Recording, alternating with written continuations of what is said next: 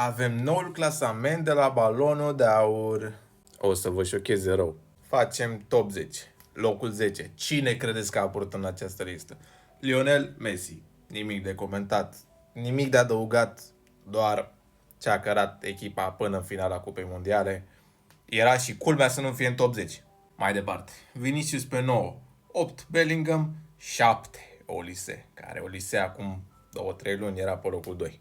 Și 6, cine credeți? Dembele, care, nu ziceați mă voi frate că și dacă pierde Franța mondialul ăsta, că Dembele decât să dea 5 goluri, cum a și făcut, și a Balon d'Aur, ia uite frate, pe locul 6. Și top 5. Locul 5, Haaland, a urcat.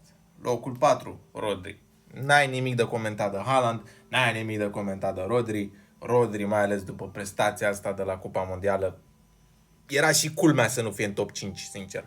Locul 3, Harry Kane, a coborât, cred că o poziție. Cred că o poziție a coborât. Că pe unul era Dembele ultima oară. Locul 2, Yamal, câștigătorul Cupei Mondiale. Și locul 1, Kylian Mbappé, care rămâne la fel. Uite că tot ziceam că cine a fost pe locul 1 era Mbappé. Scuzați-mă. Dar hai să vă arăt și ce s-a mai schimbat. Ia uite-l pe Kvaratskhelia cât a coborât. Nu era Kvaratskhelia pe 5? Declan Rice pe 12, Luis Diaz 13, Saliba 14, Pedri 15. Alea ca alea, dar uite, câștigătorii cu Champions League-ului. Vitinha 16, Nuno Mendes 17. A mai urcat, dar Vitinha a coborât. Gabriel, da, uite, și el 18, a coborât.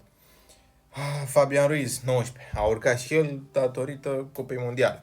Locul 20 care s-a menținut, Joao Neves. Dacă în continuare lucrurile o să se mențină așa, țineți cont că eu sunt fan Barcelona, sincer, cred că, pe bune dreptate, Kylian Mbappé ar merita balonul de aur.